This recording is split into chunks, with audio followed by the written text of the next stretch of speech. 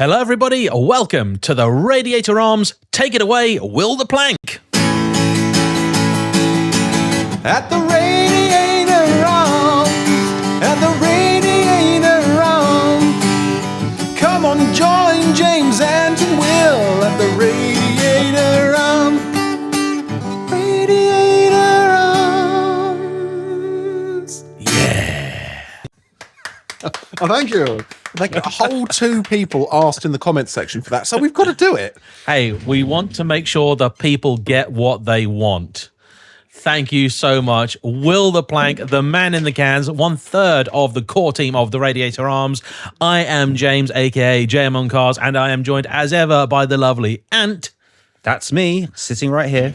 From Sports and Touring, and of course, JayEmm and Friends. Now, today we've got a great topic, and I'm going to be mostly handing the reins over to Will, because in this episode, we are talking the reality of supercar ownership. And I want to get us warmed up for this with a little game inspired by, I will admit, a bit of stupidity on my part, because I've been driving the 550 around a lot lately. It's back, it's working, and it's in fine fettle, and I love that car to pieces.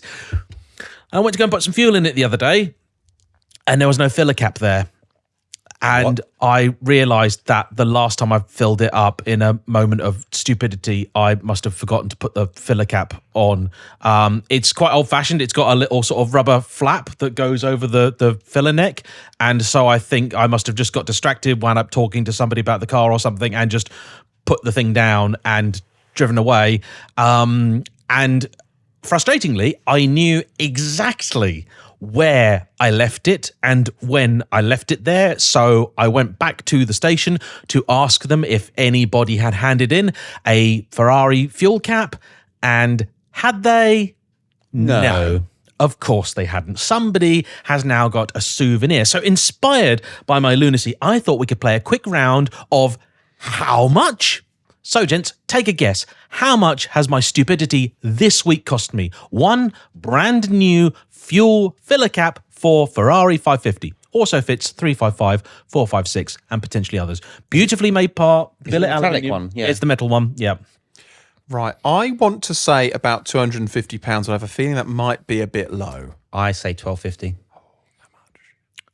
192 quid. No way. Oh, so I was actually quite close there. Yep, you're quite close. Now, interestingly, you actually guessed the price that I would have paid had I bought one off eBay. But top tip for any potential exotic car owners out there, eBay is often the most expensive place. Very often, they'll take the actual part price and then add about 20 or 30% onto it. So I've gone onto the Eurospares website, one of the largest distributors in the world of exotic and supercar parts, and picked some random items for you to guess the price of. And before you say that, this is not sponsored. However, Eurospares, if you are watching, feel free to get in touch.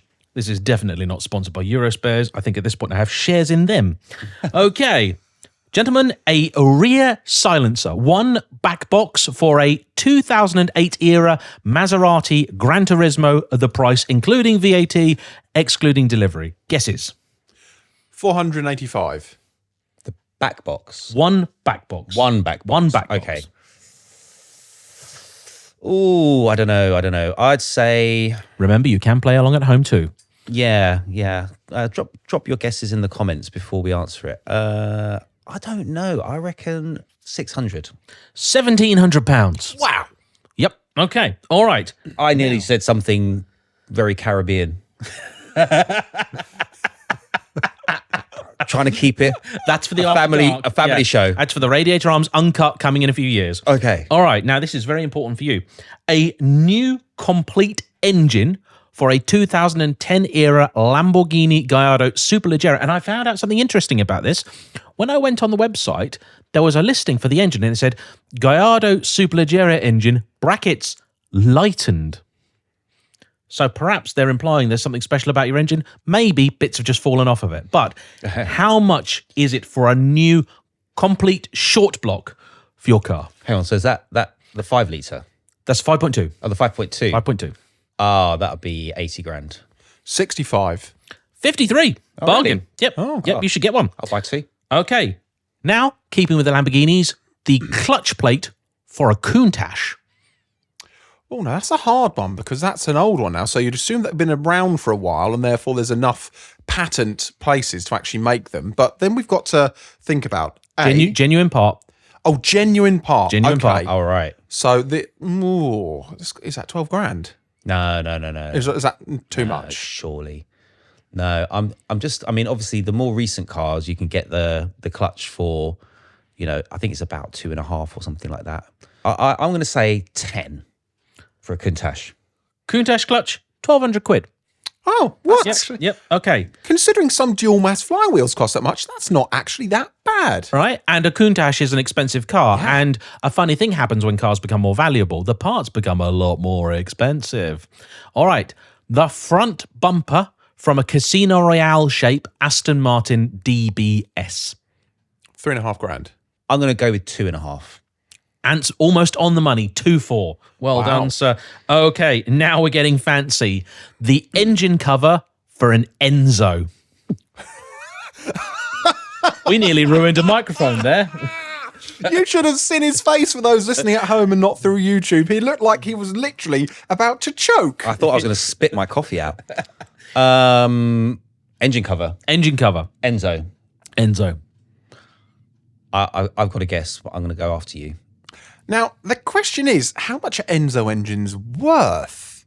No, it's just the engine cover. The cover. The bit that you fold up. That's what I'm thinking, because if the engine is like 200 grand, then the cover's got to be something stupid, like at least 20 or 30, because it's probably... I didn't look up how much an Enzo engine was. I didn't want to know. I can tell you how much an F40 engine is. How much is that? On exchange basis, 650,000.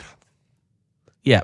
I think that may be the including VAT price. It might be the excluding VAT price, but yeah, it's close to £750,000 quid. You can get a 2-bedroom house for that these days. Yep. Cover. I'm going to go with 25 grand. Do you know what? That was going to be my guess. All right. Exactly. So we're going to. I'll run with that too. Gents, keep saving. 38,000 quid. Wow. Okay. Now we've got 2 left. 1 front shock absorber for an F50. 40 grand. No, it's not going to be that bad. No, I'm going to go with 20. A snip at £4,800. You see, this is the thing. That's expensive, but that's not as expensive as it could be. And finally, 1 tyre for a Lamborghini LM002. Oh. The Rambo Lambo. Yeah. The OG SUV. Mm-hmm. The V12. I feel like that's about 6 grand, because that sounds like they're special 345 wide section Pirellis with, I think, like a 60 profile on them or something daft like that. And they're only like 15s or 16s, something like that. 8.5. I'm coming 6 now.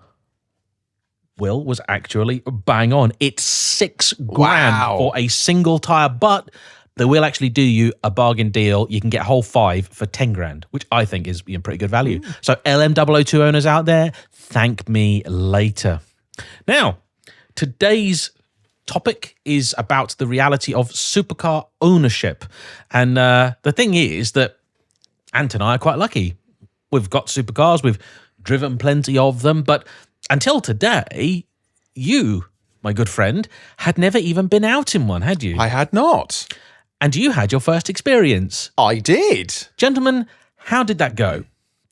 It went quite well. I quite enjoyed it. I wasn't sure what I was expecting, but I was pleasantly surprised, I think, at how nice the cars actually are to be in when you're not on it, if that makes sense. Because a lot of people, you look at perhaps the Top Gear era and the Clarksons, and people online who go reviews, oh, this car's like this and that, oh, you're going 1,000,000 miles an hour when you're just standing at the thing stationary, and you think, okay, this car's going to be just brutal. And the way you two, when I think is either in a JayEmm and Friends or a Sports and Touring video, we talk about it, and you were going how I think that you found the suspension too hard, was it, in that car? Yeah. My car feels just as harsh, to be honest. But that's eBay coilovers, mind. I'm not saying my suspension's good. It just is just as harsh. I was like, oh, this is actually like, I could live with this. I think Lamborghini got theirs off at least Facebook Marketplace. Yeah, they did. They did. And the size of your wheels. Yes. I do have low profile 18. So when it comes to poor crashy ride, I'm up there with the best of them. Now, just for the benefit of both those watching and listening, we did put a camera in the car while Will went out. I haven't seen or heard any of the footage, but I'm going to put in a real quick montage of what exactly happened to give you a little flavour of a potential future video that we're going to do. Yep. Oh my. Giddy. Oh, will he fit? That's the question. I'm on the roof, but I do kind of fit surprisingly, and these seats I assume are quite low from factory anyway. Yeah, there is loads that can go.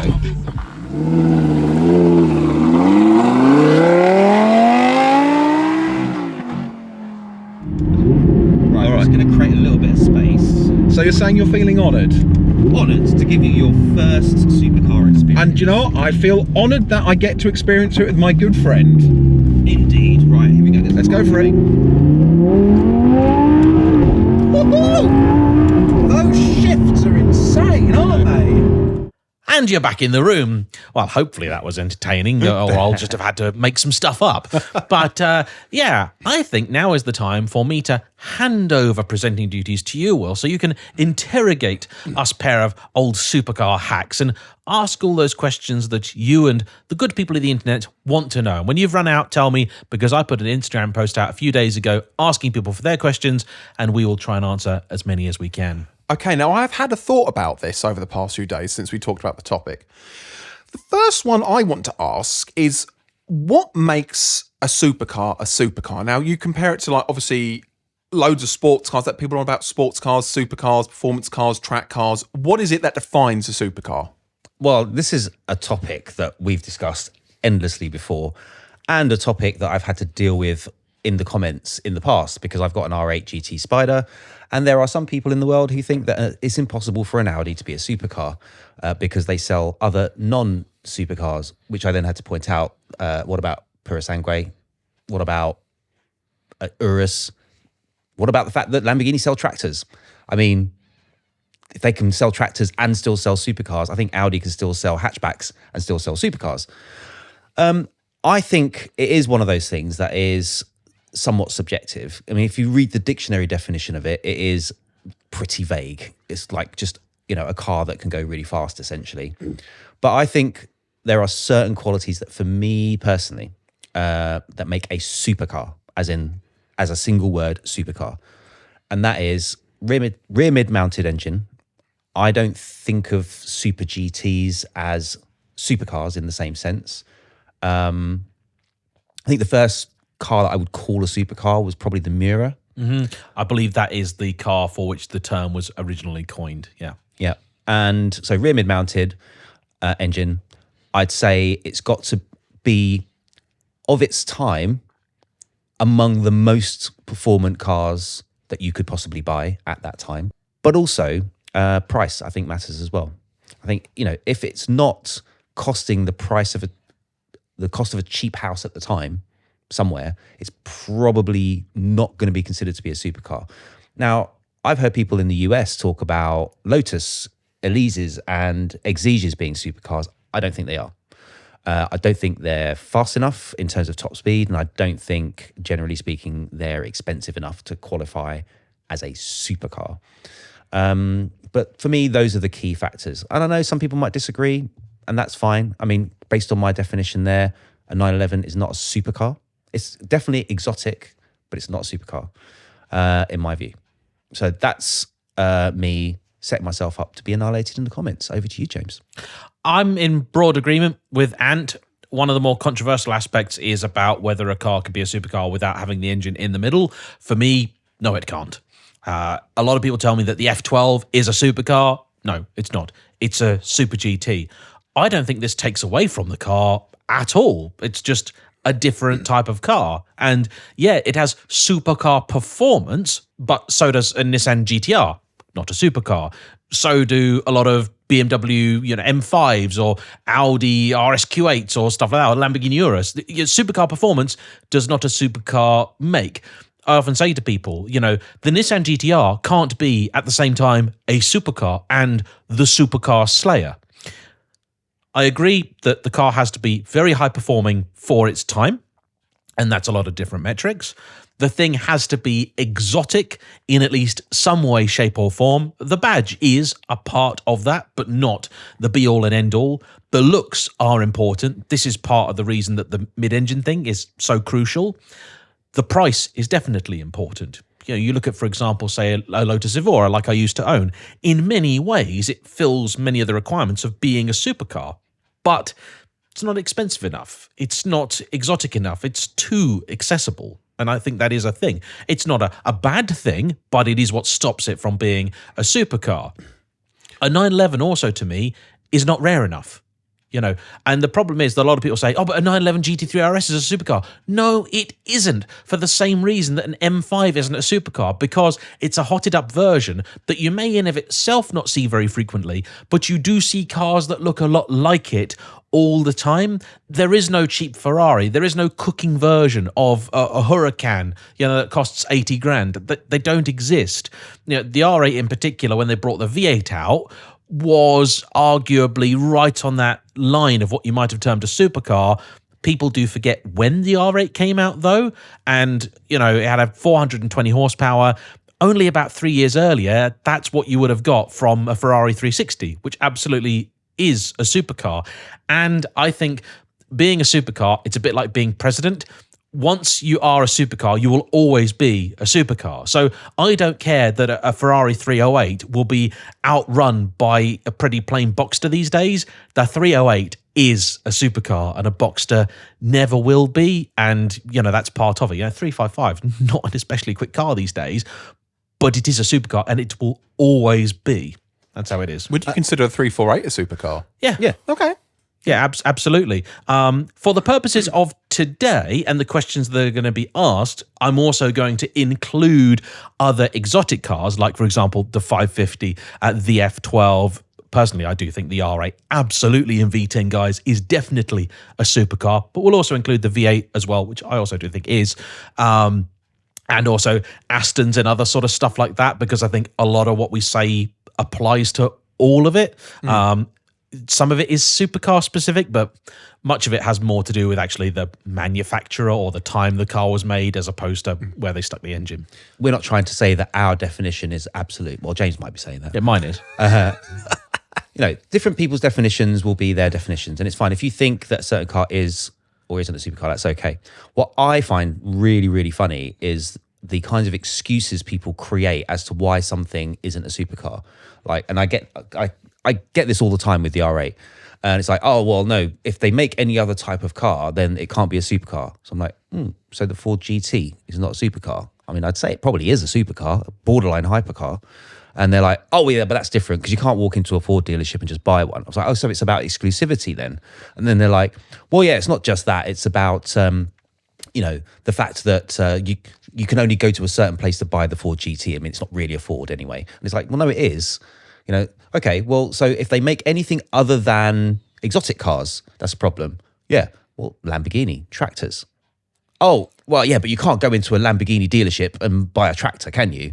I'm like, and no matter what they say, it always falls apart very quickly. And what I've realized for a lot of these folks is they are brand snobs. You know, it's got to be a McLaren, a Ferrari, a Lamborghini, a company that has over time become primarily associated with supercars and secondarily associated with the cars that actually keep the companies afloat, like the Urus. I will say, though, I do actually encounter, certainly in Britain, more inverse snobbery with people just deciding because it's a Ferrari, a McLaren, a Lamborghini or whatever, it's rubbish. And they just don't like it. And they've heard from a friend of theirs whose cousin once got to go on one of these, you know, airfield driving days once that had a go in one, that actually they're really not all they're cracked up to be, and their modified Golf R is better. There's a lot of secondhand information in here saying half stories and things. And look, the simple fact is a lot of people are never, ever going to have the opportunity to drive one of these things. Few people may have the opportunity to passenger in one of these things, and even fewer people will have the opportunity to buy one of these things. Like it or not, that is part of the appeal. You know, I always wanted a Ferrari because I couldn't have one easily. If they did a car you could pick up for 50 grand, they know full well it would damage their brand. Yep. I'm in a really fortunate position, as is Ant, that we have been able to get the things that we lusted after. And I also consider it part of my life's mission, and I know Ant is in agreement with me on this, that supercar owners don't always get a good reputation, and that's why I'm so keen on sharing the experience with everybody else, because you know what? That is, I want to get this out here straight away, that is the best bit of owning one. Being able to see somebody's face light up as you pull into a car park. It does an awful lot to soften the blow of the many bills and inconveniences that we are going to be talking about today. You know, the people that build big car collections full of multi-million-pound exotica that never sees the light of day, trust me, that upsets us as much, if not more so than anybody else. Because I said recently, if you've got a great big collection of cars that never turn a wheel, never go anywhere, never see the outside world, and never even started, you don't own a car collection. What you've got is an automotive prison. That's it. And I think it's a tragedy. Free the cars. Free the cars. Well, this brings me to the discussion we were having in the car earlier. How many miles have you put on the Lamborghini since you bought it? How many months have I had it? November, December, January. Nearly 4 months now, isn't it? Not great months either, it must be said. They've been damp, they've been cold. But I've still put 1,000 miles on it. That's pretty good. Which is 1,300. fantastic. Yeah. And I love to see that as somebody who loves cars of all types, supercars and little piddly things that just everybody owns. It's just, I just don't like seeing cars not being used. Bear in mind, we did in September, across about 2 and a bit weeks, around 2,500 miles in the Scuderia. We did 1,100 kilometers in a day. Yeah, that's insane. And earlier in the year, at the beginning of the summer, I took my R8 GT Spider and your N400 Aston Martin. Yep. And you drove down to Austria. And Yep. we drove, me and my son drove in the R8 down to the Nürburgring, then down to Cologne, and then he met us in Cologne, and then we went to not Cologne, Munich. Then we all drove down to Austria and back, and then back again. I mean, that was probably a 2,000 miles again. We did about 7 hours straight driving just on one day to end up where we started. One of the best driving days of my life. Yeah, it was brilliant. Through the Alps, that was epic. Yeah, I love the video of watching the Scud going around Andorra and stuff like that, and just on the way there. It was great. It gave me a real sense of appreciation for that car.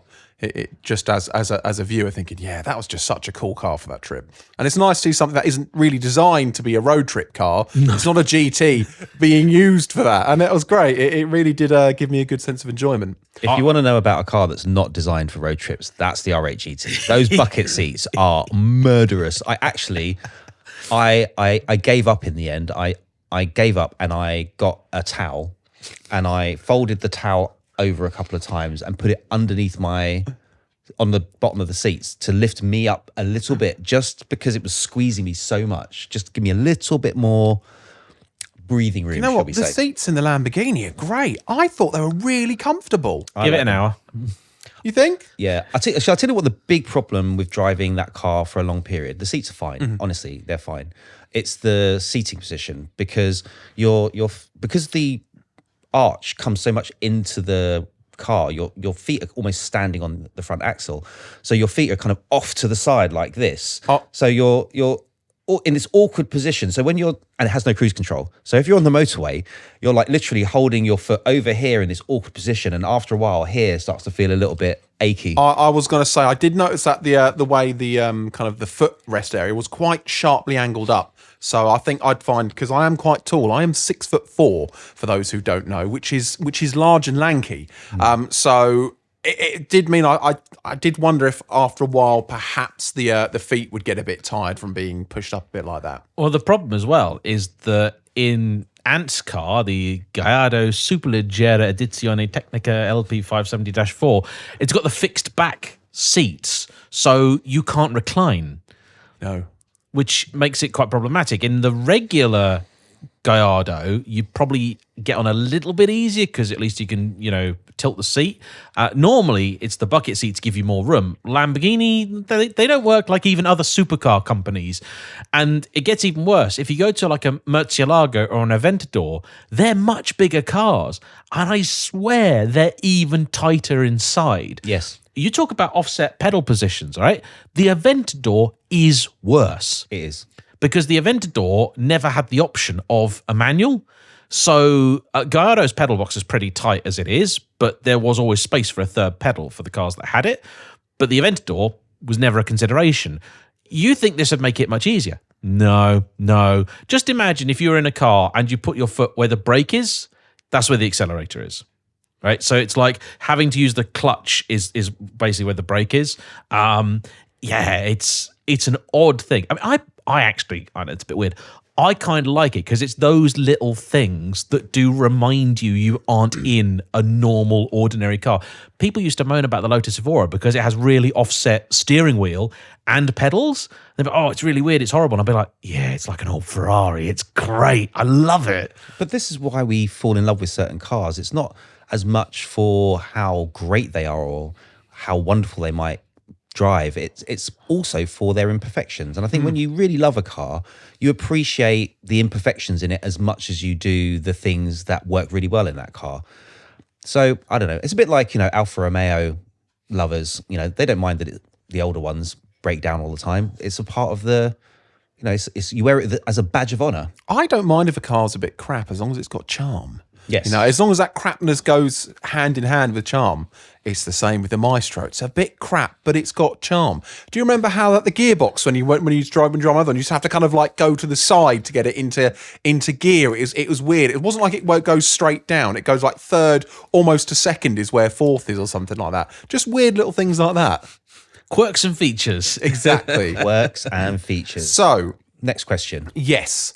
One of the other questions I had is, at what point in life, when you realise that you can finally afford a supercar, do you get to the point where you're like, okay, I'm going to buy one now?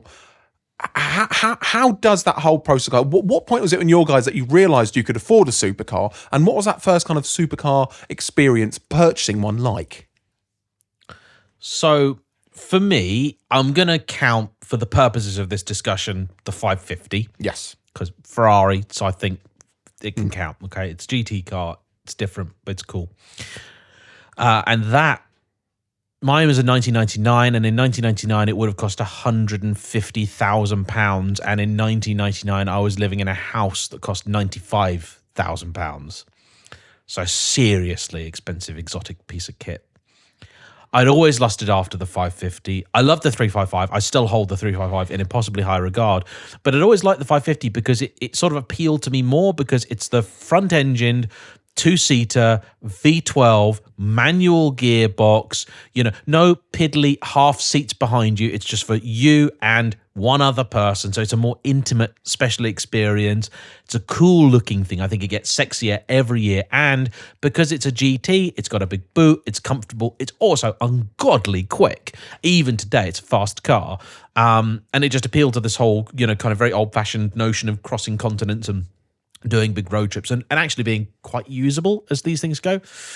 Now, when I went to start the channel, I basically started it as a way of monetizing a stupid idea I had of selling off all this kit that I had and buying a car. We talked in a previous episode about a couple of the things that I could have had, including a Nissan Skyline R34 GTR, which would have made me a lot of money. But other things I actually considered were a Ferrari 360, potentially an F430, Gallardo. These were all cars I could have afforded to have bought 9 years ago.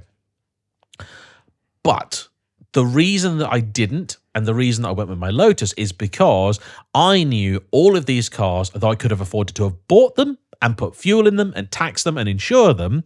They were all cars well out of their warranty that had the potential to cost me a lot of money. And I knew that I wasn't going to be earning for quite some time. I did think about an R8 because I knew that an R8 was going to be a much more sensible proposition to run. We'll talk about this a bit more, I'm sure, shortly. But from a channel perspective, by this point, I'd worked out that I was going to do YouTube. The R8 was old news. You know, the first gen R8 was about to be replaced. Everybody had done R8 videos. I thought, you know, from a business perspective, there's nothing to be done here. The Evora I bought because it had many of the trappings of a supercar, exotic looks, sounds good, handles beautifully, low volume run, special badge, but Toyota engine, theoretically quite reliable, and if it did break, under warranty. So yeah, it did break quite a lot as it turns out, but it didn't cost me anything. And that's important. By the time the channel had gone a few years, I was starting to earn money regularly, and that's when things changed, because I knew not only could I now afford this car, the 550 was the first car I ever financed. I saved up enough to buy a really, really rubbish example. I went and looked at it, and I realized it was a far more rubbish example than I thought. So what I did was I spoke to a couple of people doing finance, and I bought the car that I still have. And what I did was I financed the difference between what I'd saved and what this car was going for. And it was a higher mileage example. I paid £68,000 for it, financed basically like a third of it, kind of put a deposit down for like 2/3 of it. It was actually really hard to do because it was in the middle of COVID. It was in the middle of COVID 1.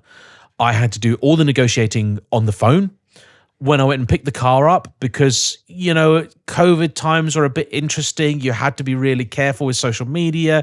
You didn't want to do anything that, although not reckless, could potentially get you in trouble.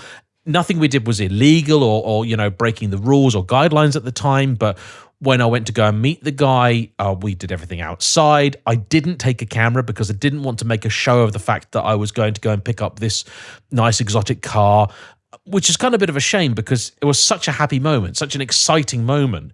And it was so strange and surreal because the first time in my life I ever got to drive a Ferrari 550 was just after I bought one. That drive home was the first drive of a 550. I'd sat in one before years earlier at a dealership, kind of forgotten about it. But yeah, that was a realization of a lifelong dream, and I was a pig in the proverbial for a long time. And in some ways, even though it's cost me quite a bit, and I've had to, you know, the opportunities to play with a lot of other stuff, there's still a magic about that car, and it still just makes me feel so warm seeing it on the driveway. I think that's possibly the most beautiful car in your collection. Yeah, Yeah. It's very pretty. And you know what? I think it's hard to really appreciate it just seeing pictures or even video. I think seeing it in person, but most important, seeing it in person in motion. Oh, yeah. It's so good. We were driving somewhere, I can't remember where it was. I was in something else. I was behind you. You were in the 550. And I was just watching it, and I was just like, what a beautiful car. Well, the funniest thing happened. We did a drive-by day recently with actually what I consider, okay, this might be controversial, two of the most beautiful cars I've ever owned, the 550 and the Celica GT4. I think the Celica is a stunner, right? Especially in the white with the tarty wing on the back, okay, and the white wheels. We were out doing drive-by shots of these two cars, and on the way home, I was in the Celica, Ant was in the 550. Oh, yeah. He'd gone ahead, and I thought, I know he'll be taking it a little bit easy. The conditions were good, so I had a bit of fun with the Celica. I hadn't driven it for a while. I eventually caught up to him, and he was following a Ferrari 275 GTB, which is functionally like the 550's like grandfather, like great granddad. So it's the car more or less that the 550 kind of replicates in terms of looks, but the original 1960s one. And the chances of encountering one of those on the road already are nearly nil. This car wasn't even British registered, so it had come from abroad.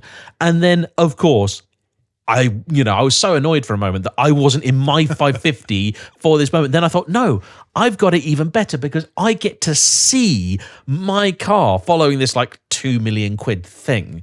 And it was just, it was like being a 15-year-old walking home from school and seeing that Challenge Stradale or that Noble at the back of Woolies or something again. It was brilliant. I think I drove the Celica to the drive-by location. Yep. And I was behind you while you were driving the 550. I remember now. I was going to say... That's when I remember seeing it, you know, really watching it in motion and thinking, that's even better looking in motion than it is when it's sitting still. Yeah. But you have to see it in person. It's hard to explain. I was going to say, I had a time when we were travelling down to one of the meets that I've helped you put on in the White Hart. Boxford, yeah. Boxford, yes. And we had a nice little lineup. We had your 550, my Maestro, and my friend Harry's Morris Minor. And I just remember looking in the rear view mirror and seeing your 550, and I just thought, that looks gorgeous in motion. It's just gliding through the air. It's just so low and beautifully. wide Yes. and elegant, isn't Yes, it? it is. It's a quite shark-like. It is. So, Ant, the same question posed to you. I realised I could afford the supercar that I was going to buy, which was the R8 GT, about a year after I bought it. I went into it thinking, do you know what? I'm just going to get it. I'm going to go for it. I'll make it work. Yeah. That's just all I was thinking at the time. And it was about a year later, and I was like, actually, this hasn't hurt me at all. And I was just quite happy with it. I bought it in 2020. Yep. Yep. Late 2020, October 2020, I bought it. But I'd be honest with you, it was like the idea of buying a car that at the time was, going in dealers for around 75. I managed to get a good deal on it. And it was a bit scary for me. I did part finance it, because I thought I'd rather have the flexibility and, have the liquidity to keep going if I then found I had to sell the car, but I just took a risk. And I've got no regrets. I don't do YouTube full time. It's a part-time thing for me. And so far, YouTube has basically made the payments on that car for me. So as far as I'm concerned, it hasn't quite paid for itself because it's not all just its videos, but it's made the payments for me over the last couple of years. Well, I was going to say, now, you've mentioned this briefly before. I don't know if you want to touch on it, but you said, and I don't even know the story, at one point in your life you were homeless. Yeah. So you've come from being homeless to having a supercar. That must be... Two supercars. Two supercars. That must Keep be... up at the back. Come on. Exactly. But I'm on about, at the point when he bought this one. All right, when I bought I'm that one, saying, yeah, yeah. when you bought that, I can't imagine the feeling like when you think back to that and thinking where you are now. And that, for anybody listening who's been through struggles or hard times, maybe are facing similar things, just showing that there is always a chance that things will go right and you'll end up with stability more than anything. But maybe one day your dream supercar. Yeah, absolutely. I mean, James nearly cried the day that I bought the R8. Damani decided to tell the story on camera about the fact that when I was 18, if people don't know, my mother left the country when I was about 12. My dad left the country when I was 18. I was staying with some people who turned out not to be particularly nice people, and they literally just kicked me out on the street. And luckily, I knew just enough people that I could couch surf, so I was never actually on the streets, although it came that close. I mean, I'm talking in the next 5 minutes, I'm just going to have to accept that I'm going to be sleeping on the street tonight, and then somebody will come through for me just at the last minute. So I managed to always stave off a night on the actual streets. But yeah, Damani decided to tell that story, and James suddenly discovered that the room was very dusty. It was really dusty in there. But no, it was, to be honest, I wasn't even thinking about it until Damani, I think, mentioned it to me when a couple of days before. He's like, Dad, think about this. Like, you were homeless. You had to do everything from zero yourself. Nobody helped you. There was no fallback plan. There was no, parents' home to go back to like he has at the moment, and I've always said to him, look, take advantage of the fact that you've got parents to fall back on, because, this gives you an opportunity to take bigger risks in life. For me, looking back on some of those times, which were pretty challenging, it was the idea of owning a car like that actually drove me forward. I loved cars since I was about 3 years old, and all I could think about was cool cars of all descriptions. I told you recently that I had a thing for MG Metros for a while. Like the MG Metro Turbo was like one of my dream cars for a while. So all sorts of cars. But in particular, I really, really wanted a supercar. And then I wanted a Ferrari or a Lamborghini. And if I look back, I never really had any Ferrari posters on my wall, but I did have a Lamborghini poster on my wall. So it was quite a moment when I got the R8, but it was a big moment in many ways, but it was a slightly bigger moment for me when I got the Lamborghini, because that was like, okay, that's what I had in my head when I was 18, literally like working double shifts in a hotel whilst trying to put myself through university, and then working nights in a nightclub and all these other things. And then thinking about what happened since, where I nearly lost everything that I built up in a divorce, then having to come back from that, and then nearly losing everything again, helping my son go through the process of becoming a racing driver, and then coming back from that. And it was like, after every single one of the moving forward and then setbacks, some of which were self-inflicted, like the racing career of my son, for example, that I chose to put myself in that position. It was a bit of a moment in both scenarios. So I suppose it's one of those where there is a stereotypical thing of how people, and I guess it's from jealousy or maybe not understanding it, people view people that have supercars as these rich people who have loads of money and come from everything and are just awful kind of people who you wouldn't actually want to know. And I'm sure you guys have heard those stories as well. Oh, I met some people like that. Yeah, exactly. But do you feel that owning supercars, has it changed either A, your perception of yourself, or B, other people's perception of you, people that are around you and people you meet out in the greater wild? I'm sorry, are you talking to me, peasant? Exactly. No, not at all. I'd like to answer that just briefly. I mean, I have got that a little bit. People say, oh, you're rich. And I'm like, no, I actually just choose to spend my money on cars instead of designer clothes that are way more expensive than they need to be, on expensive holidays 3 times a year, on a new kitchen, because I never remarried, there's nobody, nagging at me or, telling me whether or not I can spend the money on a twin turbo upgrade on my 370Z or on a kitchen. And, I'm generally not torn. I'm like, the kitchen works. It looks fine. I'm saying all the mice in Ant's house are very well presented, clean and tidy. There are no mice in the house. It's fine. It's not. It's a 3-bedroom detached house, right? But it's a relatively small one. Like when it's more like. It doesn't matter though. It doesn't matter, does it? 'Cause you could live in a shed with a Lambo out the front of it, and if you're happy, exactly, and nobody's suffering because you've chosen to have a car, I'm very lucky, because I do meet people who have plenty of money, more than enough, but they've got a partner who basically puts a limit on how much they're allowed to spend. And I've always been a little bit confused by that, because I think everybody knows, somebody who was taken from us too early and who didn't do the things, go the places, get the stuff that they should have done. My grandfather was basically guilted by his family. It's a very British thing to sort of, give people a hard time for having done well. My dad once parked his M3 on my granddad's driveway, and I'm told that he got so much grief for it. We then found out later that had granddad wanted to, he could have bought a fleet of M3s, but he never did. He never spent any money on himself. In the end, the taxman basically had all of it, and then the family fought and nothing was left for anybody. And I don't think anybody ever wants to.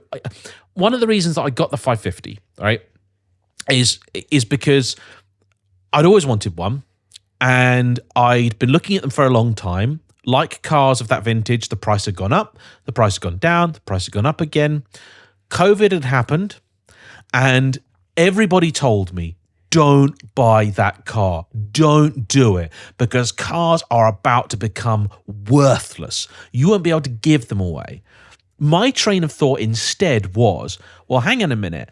I remember back in 2008 when the financial crisis happened, and that's when the classic car market exploded, because before then you could pick up stuff like Testarossas, Dinos, that sort of thing, relatively cheaply. And GTRs. Yeah, and GTRs and everything else. But because money in the bank didn't earn you anything. People looked at other stuff. And here in Britain, if you make money on a car, there is no tax to pay. So it's a very, very attractive incentive for people to invest in. And if you do it right, you can make a lot of money. And I despise the notion of buying a car as an investment. But the way I looked at it was, first off, I would kick myself if I got to this position where I could afford my dream car after over 2 decades of waiting, and then I decided not to, and then overnight they triple in price. Regrettably, they still haven't. But I thought if I had that moment, that opportunity to pull the trigger, and I flinched, I'd never forgive myself. But on the other hand, if the market did crash as everybody thought it was going to, but it didn't, and all of a sudden my 550 is worth half as much as I paid for it, hey, I'll be annoyed, but I'll still own my dream car.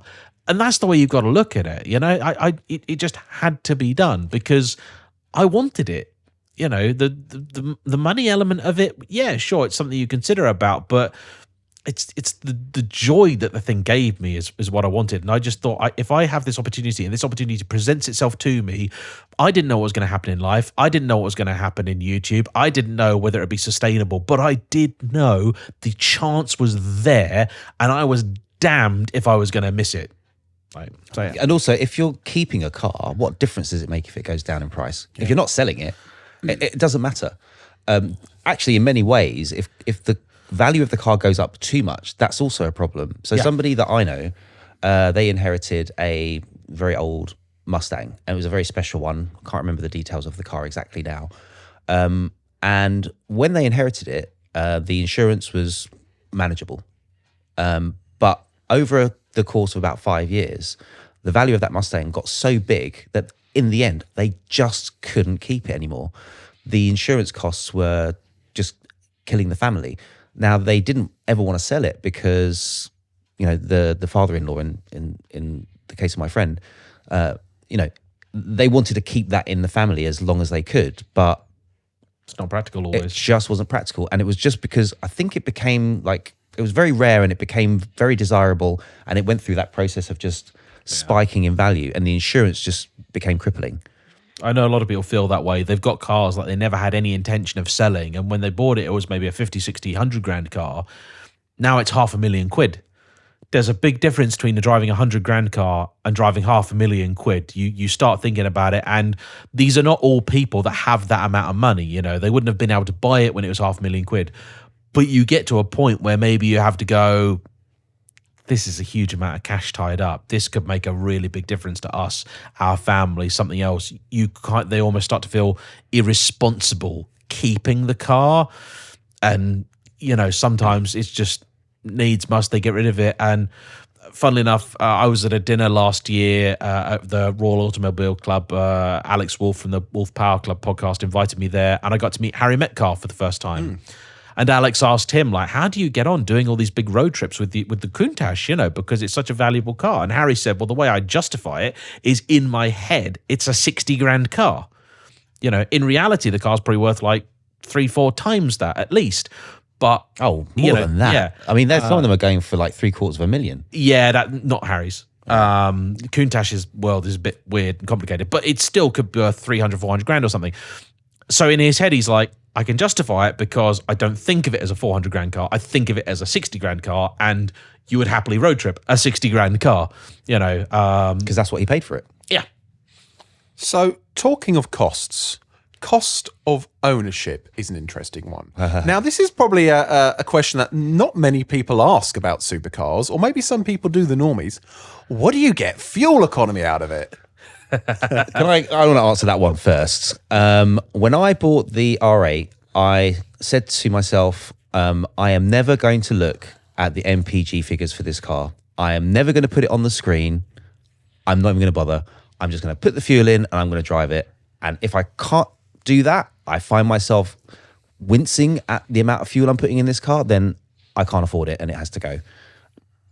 So far, so good. Ant is smart. I have calculated the fuel economy of my cars because I wanted to know. Now, I got really, really lucky because one unintended consequence of COVID and the other things going on when I got my 550 meant that when I bought it, fuel was about £1 a litre. I know. It was the cheapest it had been for 20 odd years. Even putting super in it, it was about £1.10. Now, I'm not saying these are expensive cars to run, but until I owned a Ferrari, the £100 limit, later £120 at Tesco Pay at Pump, had never been an inconvenience to me. The tank in the 550 is 105 litres. Oh, wow. Now, oddly, this is one of the things that Ferrari got wrong in their owner's manual because they claim it's 114 litres. But wisdom dictates that it's not. It's about 105, which is still girthy. That's still like full fat Range Rover size. Now, I've taken all three of the cars I'm counting as supercars for the purposes of today. So 1999 Ferrari 550 Maranello, 2008, then later 2010 Ferrari 432 Scuderia, and 2013 Ferrari F12 Berlinetta. I've done the same trip going to Scotland with all of them. On the motorway, which in all honesty is the only place I care about economy, sat doing a nice, sensible 70. The F12 has cruise control, the others don't. The 550, shockingly, is the most economical. Yeah, I figured it wouldn't be. And to be perfectly honest, I had absolutely no illusion that it was going to be a thirsty car. But on a run, it will do a calculated, genuine 22 to the gallon. What, the 550? 550, yep. Wow, that's not bad, is it? Naturally, I figured that the 430 being 350 kilos lighter, probably more aerodynamically efficient, having 4 less cylinders, or 4 fewer cylinders if you want to call it that, over a litre less of displacement, and of course being from a decade and a bit onwards, by which time emissions and consumption and that sort of stuff was more of a consideration, I figured, of course, that's going to be better. No. That does 20 to the gallon using the same metric. Compared to a V12? Compared to the V12. The F12 is then sort of the 430's engine, but plus 50%. It's not, but for the sake of argument, architecturally similar. That, when you're being very, very sensible, does 15.5 to the gallon. And it has the smallest tank of all of them. The 430's is 95 litres and the F12's is 92. Humorously, for the 430, it's actually got a larger tank than the 360 because customers complained about the fuel economy of the 360 and Ferrari's response was to make the fuel tank bigger. When I did one of my first videos with the F12, I calculated the economy. I did a trip around Scotland. In 2 weeks, it cost me £1,000 in fuel. This is when prices were not quite at their peak, but very close to it. That was painful. I was filling up about every 200 miles and it cost me £100 every time. Now, I calculated the economy. I said in the video, this does 15.5 to the gallon. I then got a phone call from Ferrari afterwards. When Ferrari phone you up, it's either very good news or very bad news because you've been naughty. And Ferrari's PR guy said to me, James, you said in your recent video that the F12 did 15.5 to the gallon. And I said, yeah, that's because it does. And he said, oh, you weren't trying very hard, were you? Autocar managed to empty the tank in 80 miles on the road. So I got basically phoned up by Ferrari PR to tell me I was being a big girl's blouse and I should really try harder, which is not how I thought that conversation was going to go. I did, the first week I got it, take the 550 round Brands Hatch, which I can tell you now was an awful idea, but I emptied the tank in about 70 miles. Wow. It went down quick. So, yeah. Oddly, when it comes to cost, the one thing people ask me about for the F12 is the tyres. And they're not expensive. It's £1,000 for a whole set. I mean, basically a sixth the price of one tire for a Lamborghini LM002. Can I just say, it's not expensive. It's only £1,000. Sounds a little bit out of touch there, James. I just want to say, I mean, for a lot of people, £1,000 on their tyres is a lot of money. For genuine driving enthusiasts, they'll know that, tyres are more expensive. But I think the context is important.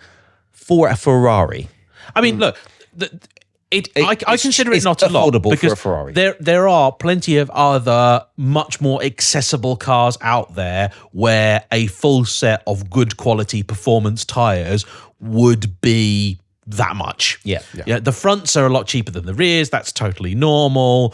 The fact is, it's the 550 is the difficult one because there just aren't that many tires available for it because it's 18s in odd sizes. That's a common problem with older cars. But there are plenty of people out there I know with, quite hotted up Fords, but not much more above that. And it's very easy to spend £1,000 on a set of tires. If you're getting good tyres, Michelin, Pilot Sport 4Ss, Continental Sport Contact 7s, I don't know if I put Pirellis in there at all, maybe. They're all going to cost you a fair amount of money. Let me give you some context. The correct tyres, the Michelins for my Citroen BX, are 800 quid. I tell you what, it's quite interesting actually talking about tyre prices. I use Uniroyal Rain Sports on my car because it's not got loads of power, and because the climate and conditions I drive it in, they made the most sense. And I think they're about 450, 500 for the lot, which for me, considered a good amount. But I can understand, So there you go. So a set of 18s for the Golf. Yeah, 225 40 18. Yeah, is 500 quid. Yeah, good stuff. Good stuff. 225 40 18 is like one of the most common tyre sizes out there. Like it's the same front size on my 330 Ci and on a 355. 355 front is 225 40 18. There you go. On a 360, it's actually narrower, the 215s. All right. So I think double the cost of tyres on your Golf for the Ferrari is, and they're also PS4Ss as well, so it's different compound. I think that's a good deal. That's not too bad going. Now, that's why I wanted to add in the context, because to some people it might have sounded like, oh, that's a bit out of touch, £1,000 for tyres. Because for a lot of people, they will go out there and they will spend very little on tyres. And actually, maybe we should have an episode where we do talk a bit about tyres, because this has been a hot topic lately in a number of senses, in terms of some of the age of some of the tyres that you've been seeing on some of your subscribers' cars. Oh, don't. And and also like people I've been speaking to who go out and buy these really, really cheap tyres that when you look on tyrereviews.com, you see that like these things aren't going to stop in the wet. They're not going to work. Well, do you know what? That's interesting. That the tyres on my Maestro, I think it was about 175 for 4 of them. They're just no name, no brand, nothings. For me, the reason on that is because it's not a car I drive in the wet. I do not drive it in inclement weather at all, because it's British Leyland and it will fall to pieces. And also, it's got 70 horsepower.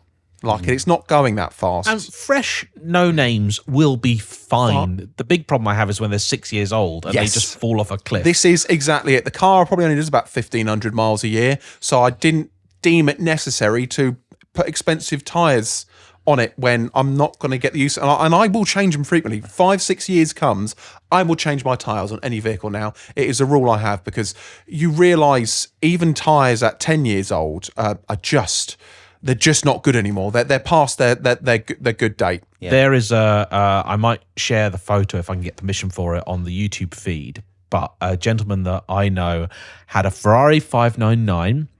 The tyres on it were 13 years old. Oh, gosh. They looked fine.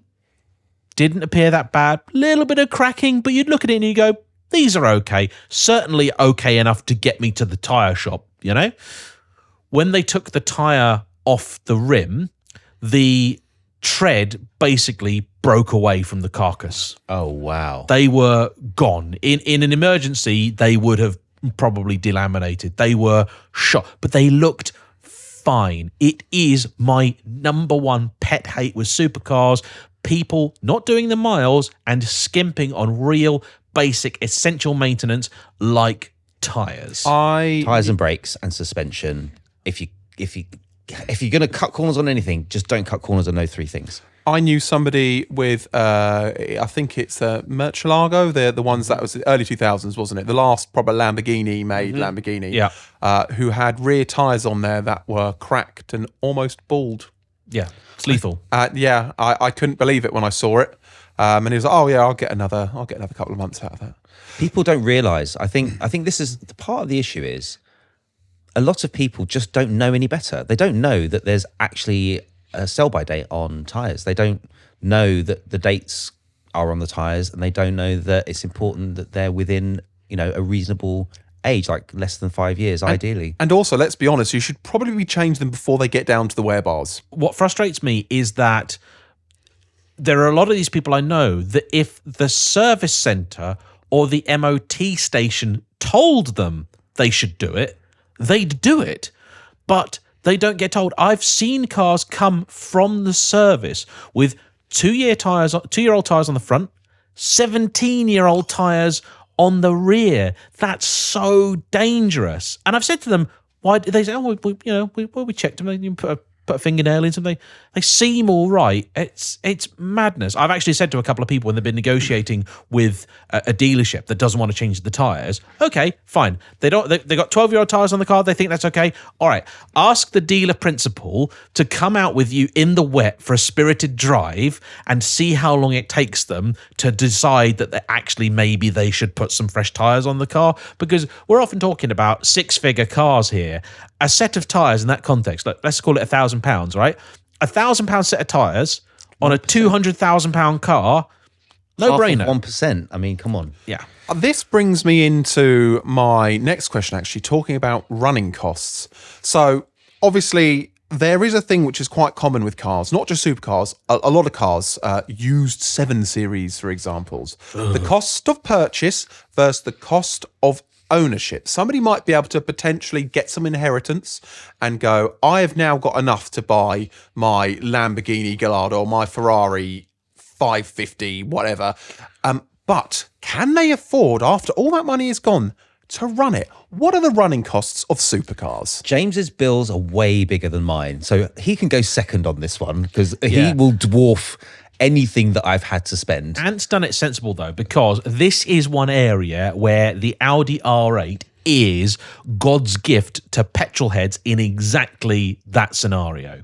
And the reason is not because they're so reliable.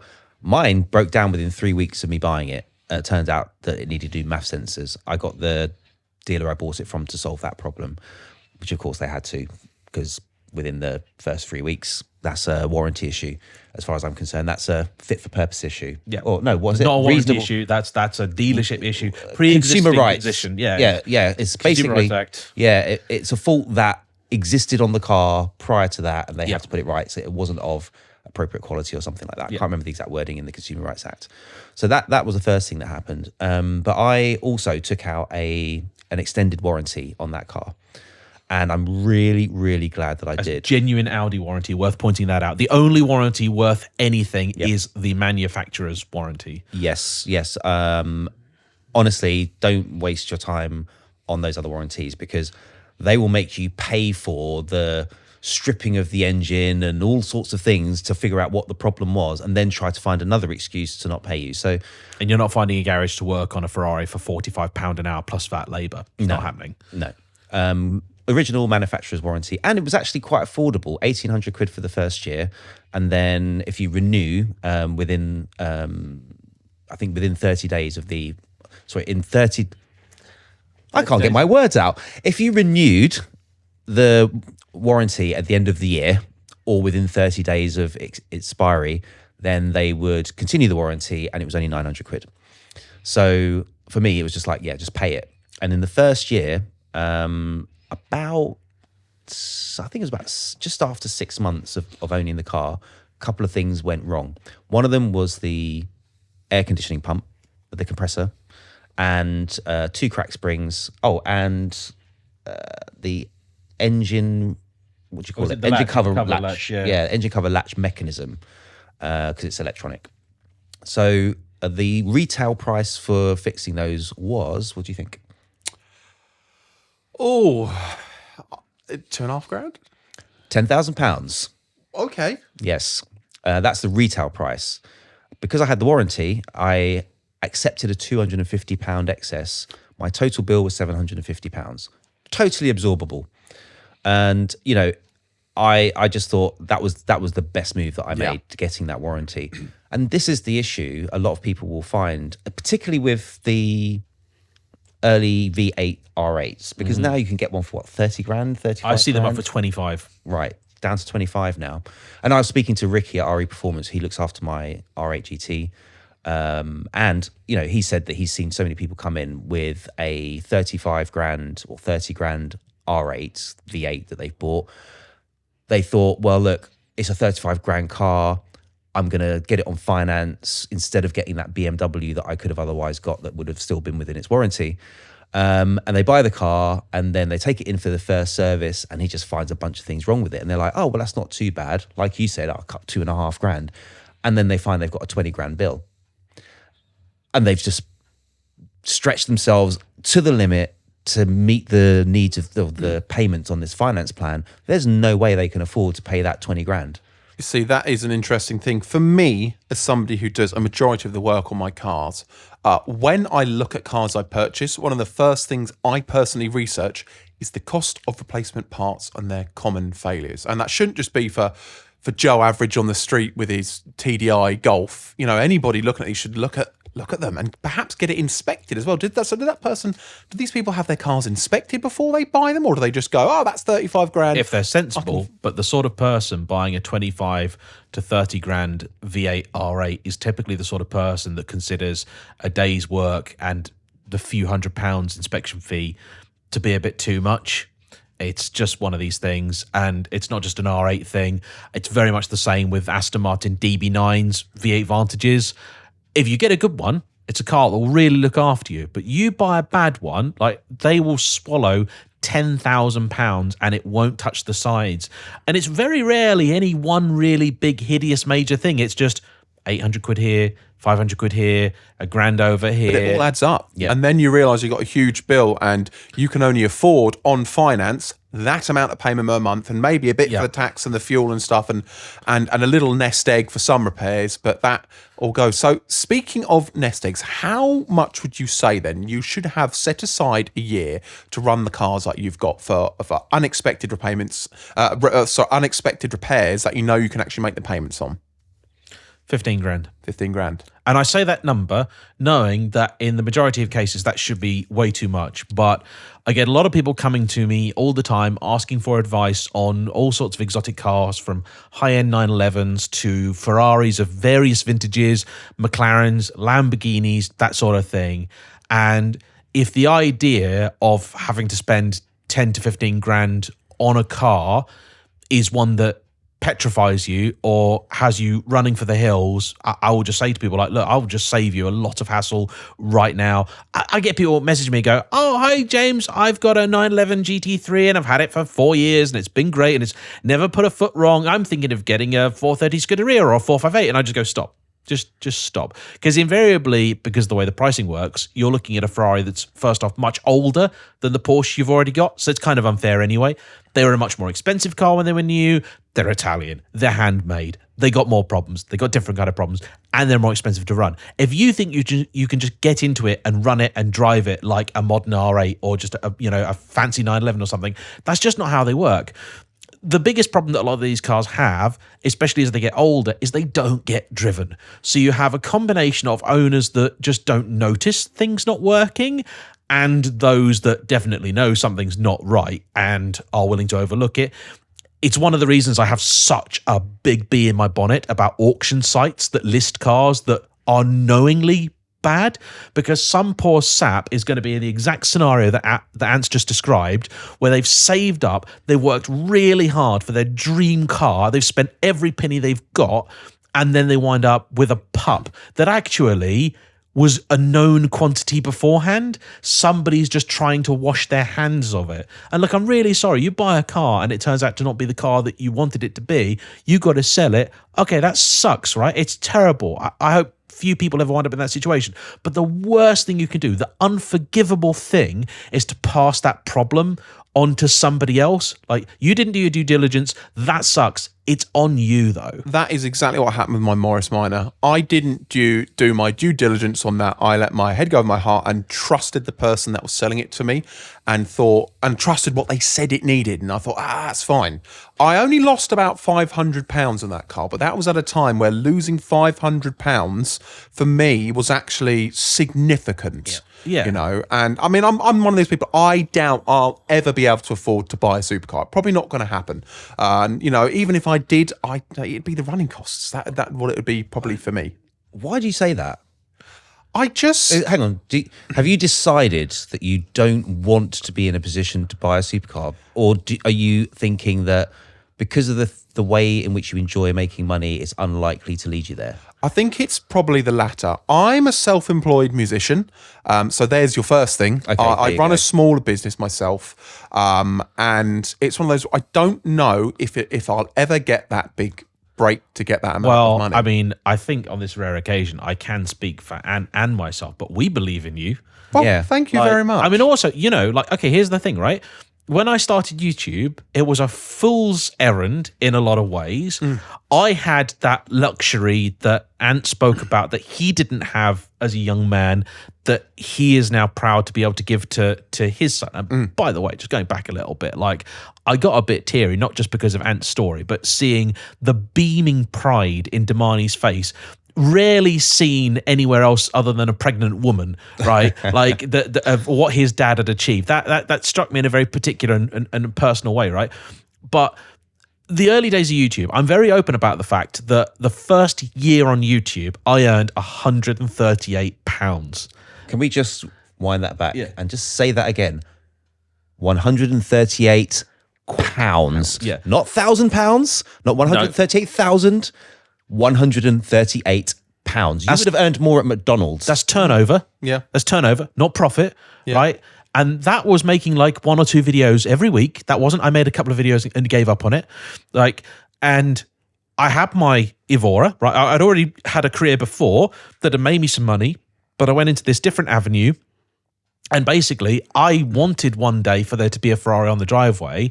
And I just had this, I think, I paraphrase General Melchett here, and I say it was a total pig-headed unwillingness to stare facts in the face, and just this determination that what I was doing was somehow the right course, because I wanted there one day to be a Ferrari on my driveway, and I was going to do whatever it was that I could, damn it. It just so happens that my skill set is extraordinarily limited to filming, editing, and, as it turns out, talking about cars.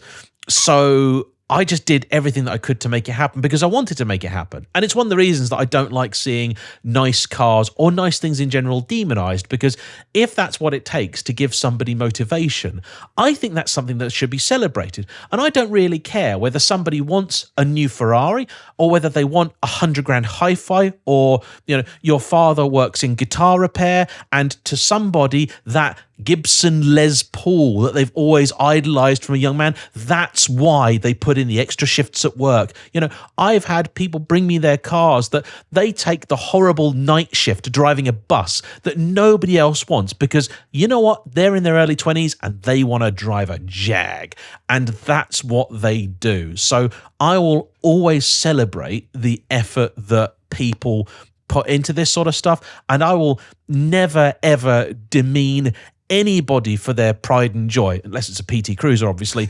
But, you know, they've worked hard for what they have. You know, I don't care if it's a scabby MR2, an old Corsa, or a brand spanking new car. And in a lot of ways, we all know that the people with those cars that may be, you know, lesser in terms of value are the ones that have more heart and soul poured into them.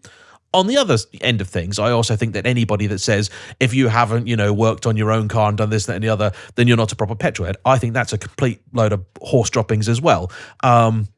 Because I think if this is a passion we have that's becoming increasingly smaller and more niche, and I think we could need to do everything we can to encourage people into it. It's why I'm so passionate about getting people into the cars, getting people to sit in a car, can just spark that little thing. Because you chat to any car person, right? Every single car person, their passion and maybe their dream car, it usually comes from one really specific experience when they were young. Like if you were to ask my father why his dream car is the Ferrari Dino, I know exactly why. It's because when he was a young lad in London, he was going somewhere to see some friends. He came out of a tube station and there was just a Dino there. And it was the best thing that he'd ever seen. And 50 years later, if you ask him, it's still the best thing he's ever seen. And it all stems from that one moment, or that bit on Top Gear that we saw, or something like that. And now, of course, there'll be people that have seen maybe our YouTube videos and been like, I one day must have a Lamborghini Gallardo LP570-4 Superleggera Edizione Tecnica because Ant's got one, and that's the one that I want. It sounds daft, but for someone, it's probably true. I'm going to take the first part of that. I'm going to put some orchestral music over the top of it, release it as a motivational video. I'm very passionate. Hashtag daily motivation. And I'm probably going to run it through some AI so you have an American accent as well. Auto-tune me. Yeah. Yeah, it wouldn't work British. Work, you slags, innit? I mean, it's funny. We went and did some videos on Bristols, and this is exactly what we're talking about, because I said to Ant, not thinking he'd really be interested, like thinking I'd have to twist his arm, any chance that I can get you to come over with me to Salisbury and drive some Bristols?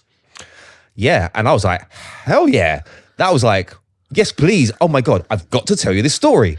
And when I was younger, just around that time, I was sort of just about coming out of homelessness. I was working these double shifts in various hotels for a gift shop company that had concessions in hotels all over London. I ended up being the one that would go around and open any one of the shops because people would be sick or whatever that day. And one that I ended up working at on a regular basis was the Hilton Olympia. And right next door to the Hilton Olympia was the Bristol showroom.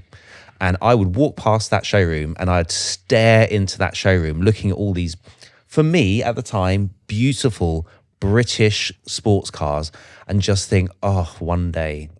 And there were times where I was thinking to myself, but I'll never get the chance to drive one. So when he said, do you fancy driving some Bristols? I was like, no. Are you crazy? Yes. We literally went away for like, what was it? About a week. Yeah, about a week. And we drove the Bristols and a few other things while we were down there. But yeah, that was a special moment. Actually, we'll leave the link to that video in the description. That was fun. It's on JayEmm and Friends. And I got to drive a Bristol Fighter on a separate trip. And the Bristol Fighter, like, that's one of those cars, you're like, ignore money, right? They're just so rare. I never thought that. I mean, I didn't even realize they actually made any. I thought it was one of those cars where they talked about it. Maybe they made one and then the company folded. Like, actually, they did make a handful, and I got to try one, and it's like, nah, this. So even before YouTube was actually making me money, it was giving me opportunities like that where I was like, nah, this is not right. that has got to be a topic of a future episode. Like the opportunities that YouTube has created that money could buy, but probably you would need a lot more money than you would have YouTube videos. Now, speaking of opportunity, a couple of days ago, I put a post out on the gram, as I believe the kids call it, asking for questions for this specific video. So shall I hand over the reins to you, Will, and you can basically scan through some of the questions, and if any take your fancy, Absolutely. read who sent it in and what the question is. And while he's scanning through those, I got a question from somebody in response to the resharing of that story rather than actually answering it. And they were talking about the state of the roads. They were saying how when they're driving their sports car, they have a Nissan 370Z Nismo, they're driving their sports car and they are absolutely freaking out about potholes that could cause damage to their car. And he said, well, that's probably even worse in a supercar. Do you stress and worry driving down the road because of the condition of our roads currently? Yeah, sometimes I do. It is a concern. It is a worry. In fairness, though, is it really more of a worry than driving around in a Range Rover with 21-inch wheels? Probably not. I think both of us tend to drive our cars places we already know anyway. So if I'm going to have fun in a car, it will be somewhere that I know the lay of the land. I'll probably have already driven the road that day anyway, because like today we've both been out and the farmers have been out. They have coated the road in cack. It's everywhere. It's basically undrivable. So I wouldn't go out in a supercar today. But We did. Yeah, you did. But actually, I kind of enjoy the general lumpiness and bumpiness of British B roads. I actually quite enjoy because it gives you a bit more animation in the car, makes you feel like you're going a little quicker than you are. And there's some roads out there that are great and fun.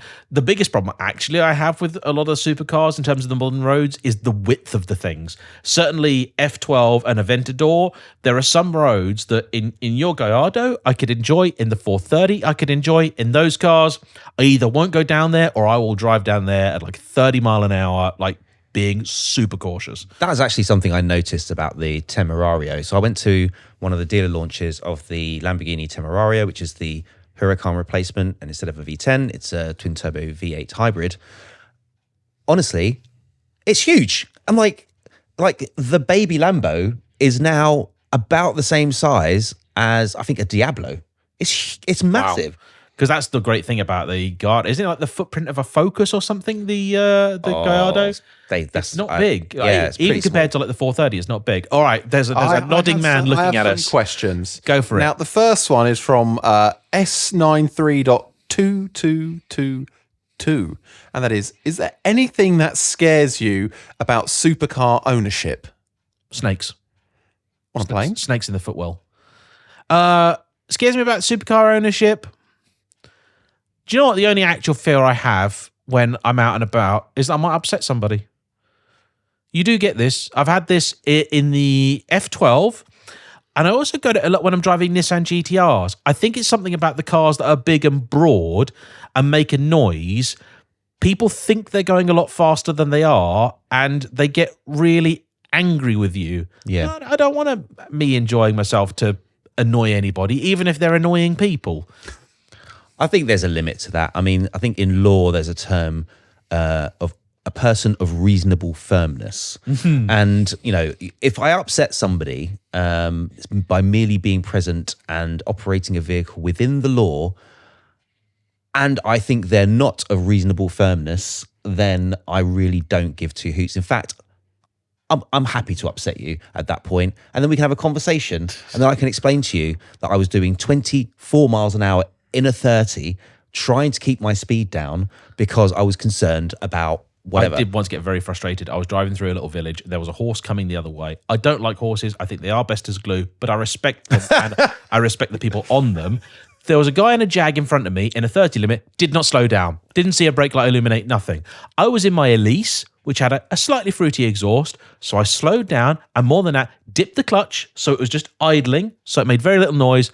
Or they gave me a complete catalogue of hand gestures, and it's like, all right, you know what, next time I'll not slow down for you, shall I? Like, I tried, I did everything I could. Like, most of them out there, like I think car owners, most of them out there are pretty good, reasonable, understanding people. And actually, like for cyclists, most of the cyclists around here actually have nice cars too. Like, that's generally how it is. And they're pretty respectful and they're decent. You give them their bit of the road, they give you your bit of the road, live and let live. Do you know what? That's very true around here. Yeah, yeah. And this is what I mean by a person of reasonable fairness. That some people just want to get upset about things. It's like, look, so what if my car is a little bit louder? So is your hedge trimmer. And I still have to listen to that and at 8 a.m. on a Sunday morning. Yeah, and when we're driving in our cars, we go past somebody's house and carry on going. Exactly. When somebody cuts their hedgerow, they are there for 2 hours and they don't move. No, exactly. So I'm not going to tell you can't trim your hedges so that you can enjoy your hedges. Don't tell me to turn off my car. You're not sneaking in a Manscaped advert there, are you? Speaking of which, actually, I am, James. No. Oh, good. No, but seriously, this is a topic. I think we've got a topic for the future, like the demonization of car enthusiasts. I'll come back to this another time. But I do think there is an element of, restriction of people's ability to express themselves with their cars. That just because the vast majority of people don't like it, it doesn't mean that it's wrong. It doesn't mean that that smaller group of car enthusiasts shouldn't be able to express themselves. Just like the small group of people who like thrash metal should still be allowed to enjoy themselves. Yes. There you go. Next question. You're at the back. Next question. This is from Car Mad Elliot. Yep. Has owning supercars made you dislike or care less about cheaper cars? No, the opposite. You know what? I'll give the short version of this. It's really easy as a car person to have a bit of the grass is always greener. You know, you drive your Ford around, you're like, this is nice. It'd be nicer if it was a BMW. You get your BMW, you drive that around, you go, this is nice. Be nicer if it was a Porsche though. Then you get your Porsche and you go, yeah, this is nice. Be nicer if it was a Ferrari though. And look, there are a whole bunch of different reasons. We haven't even discussed today why I blooming love my Ferraris, right? But if anything, what I love about the job that I do is it's given me this wonderful sense of perspective that all cars can offer greatness. And in it, if anything, because supercars are typically so expensive, they set the bar very, very high. So they have to be really good to impress you. Whereas I drove a Subaru Impreza the other day. It was one of the best cars I've ever driven. When it was new, it only cost 18 grand. Unfortunately, now it's about, 50 grand. But it was amazing. And price is no barrier to fun. None whatsoever. Yeah, and I mean, anyone asking that question of James probably hasn't been updated often enough on the other cars that he owns, because I mean, you've And got that is such exactly why I included that question. such a broad range of cars. Like, James, what have you got right now that, starting from the bottom of the price range and working your way up? Grandad's old Astrovan, which is worth functionally nothing. The Citroen BX, paid 3 grand for it. I'm not going to say how much I've spent on it. It's actually cost me the same over the last couple of years as the 550 has. So yeah, that's painful. I mean, I had a 1,500 quid Jag for a bit. I love my cheap cars. They're great. There's just a joy in them. We drove a Range Rover the other day. It was 11,000 quid and it was mega. Yeah. It was amazing. If you want one car to do everything, that was so good. I really enjoyed that. I was actually annoyed at myself for liking it. And actually, that video might even be out by the time you watch this. If not, it's coming out soon. Yeah. For me personally, no. My favorite car that I have is a Nissan. And it's not GTR, it's not an expensive R34. It's my 370Z Nismo, which is not a cheap car by any means, but it's my favorite. Not anymore. Especially not now. Future episode. Yeah, future episode. Yeah, there's some cool stuff to talk about with that coming very soon. But I also have another Japanese car that is very cheap as well. And I haven't shown that on the channel. My son says I'm banned from making any videos with it until we've made a video about it together. But yeah, I've got cars ranging in price from 10,000 up to over 100,000, and I love them all. There are certain cars, like I started looking at Range Rovers thanks to you the other day, and I was starting to think, right, what's the cheapest Range Rover Sport I could possibly, was the L320, wasn't it? Yep. What's the cheapest one I could possibly find that isn't a non-runner that I could justify owning and spending some money fixing? And I just stopped because it's just shocking how cheap they get. Oh yeah, but they're like a black hole for money. But that's They what are I was cheap worried for a about. reason. Don't buy a cheap one. Do not buy the yeah. most expensive car you'll ever buy is a cheap Range Rover. Now, we got another question from your friend Ben, Dad Cars. Oh, hi Ben. Dad Cars 88 asks, do you get car park anxiety with your supercars? Yes. And are Yes. they all A to B cars or A to A cars? I think it's up to you whether they're A to A or A to B cars, but Ant and I both take our cars places. You just need to do a little bit of due diligence and a little bit of care. And if I'm being perfectly honest, I think sometimes it's easy to get overly worried about taking them and parking them. The big problem really is that the majority of British parking spaces are too small for all cars. So actually stuff like the Gallardo, stuff like the 430, the doors are very big. That's the issue, getting in and out of them. But they're actually narrower than a lot of cars that people tend to drive. We're just paranoid about some Wally opening their door into the side of ours because we care about our cars. He's got PPF on his. I haven't got full PPF on mine, but I try and use them because if you stop using them, you've got to ask yourself why you have it. I think it depends what you mean by A to A and A to B. Like, it's not an A to B car as in, oh, I need to get some milk, I'll jump in my Lamborghini to go and pick some up. Although I did do that, especially when I first got it. or is it, you know, a car that you actually take places? And we definitely take our cars places. I think the due diligence thing will be like, well, we're going to meet somewhere. We're looking at maybe, I don't know, a country pub to meet at. Let's just go and look on Google Maps to see what the slope is like getting into the car park, that sort of thing. We're creatures of habit. Because like the 430, for example, is narrow but doesn't have lift. The F12 is wide but has lift. So it can. They're both adept at different types of Do you car think parks. you could get any of your cars down here down this drive? Any of your supercars? Yeah, all of them would. I just don't want to. Yeah.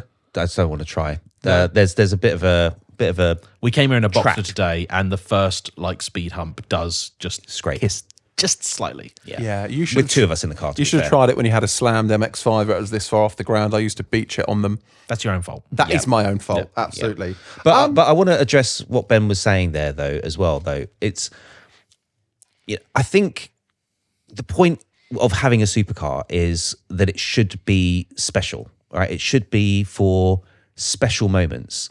I don't think. I mean, I wouldn't daily.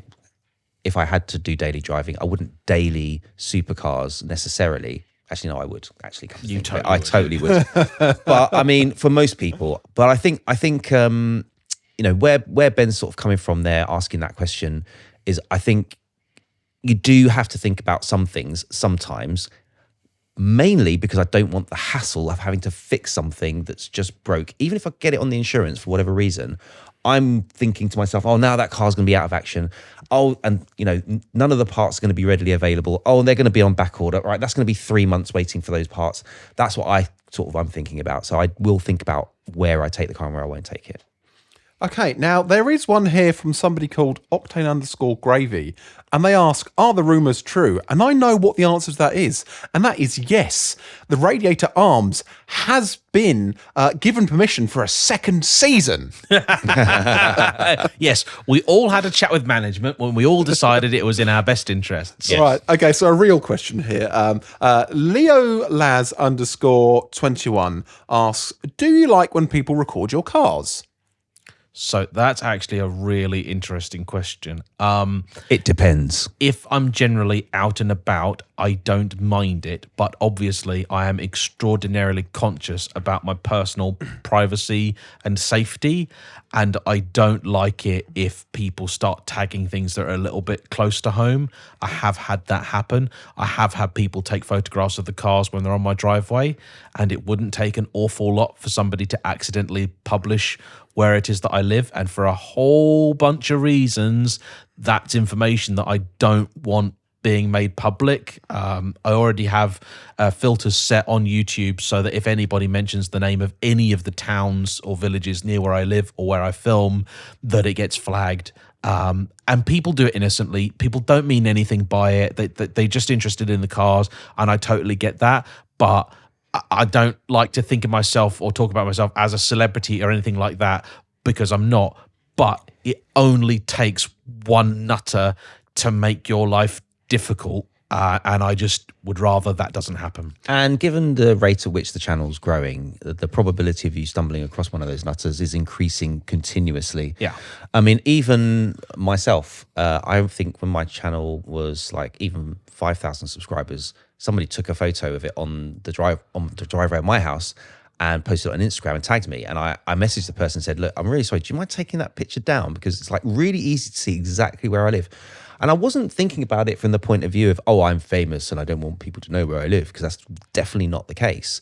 It's more that point there. It's that eventually maybe the channel will get really big. And when it is really big, it's amazing how those things that were written a long time ago become like indelible ink and stick around, and somebody in the future could then find this thing. Yes, the thing, you start out and your worry is like, oh, is anybody going to watch this channel? And then when you actually make it, your worry is, who's watching this channel? Yes. It's you know what? For anybody listening that's then maybe concerned about what happens if they see me or my cars out and about, do you know what? Just apply the same principles you would be taking a photograph of me. Just ask.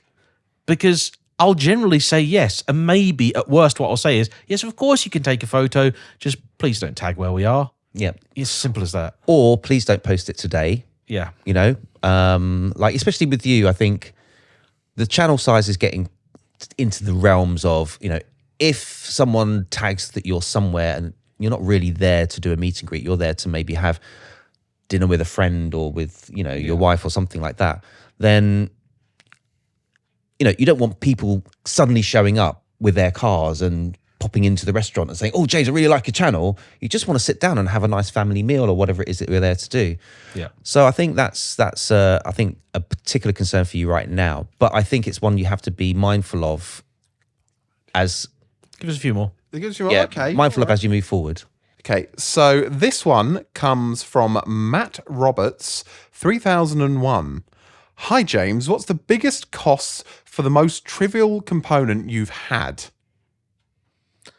Well, this wasn't something that had been done by a garage that I had working for the car, but we found when we sorted a problem with the oil pump on the 550 that somebody had previously cross-threaded one of the studs on the sump. And we had to take the engine out and basically tap it and drill the stud out and put a new one in. It was about 4,000 quid to fix one stud. Ooh. It was just labor cost. And it's one of these things, the engine in a 550 should never need to come out. It's not designed to have to come out. Everything's serviceable in situ. In theory, a 550 should be easier and cheaper to maintain than a 355 for that reason. But yeah, somebody somewhere just, you know what, all they done, they just didn't put a nut on correctly. It's not even like you need a specialist Ferrari tool or anything like that. They just screwed it up, and rather than stopping, going back and starting again, they just tightened the thing up and just left it, went, that'll do. And had I not needed to take the sump off, I never would have known, but sadly I did. Do you know, I've got a good story about that kind of thing as well. I was doing an oil change on one of my mum's partner's cars. This was about a decade ago, something like that. It was a VW Bora TDI. And I went to undo the drain plug, and I noticed that it was really hard to undo, and really I was like, this doesn't feel right when it's being undone.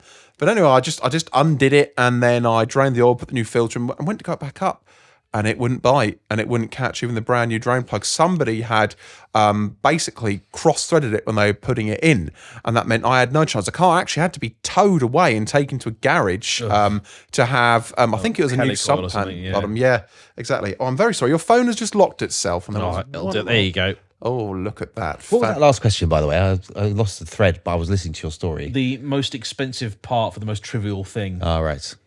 Yeah, no, I can't think of anything. Yeah. Consider yourself lucky, sir. Yeah, Okay. that's why I got the extended warranty, but I don't have a warranty on that Lambo. While he's looking through the questions, do you want to know how much it cost a friend of ours, who also luckily had a warranty, to fix the fact that on his Rolls-Royce Ghost, he could open the boot from the button on the boot, and the button, I think, in the car there is one as well, but not off the key.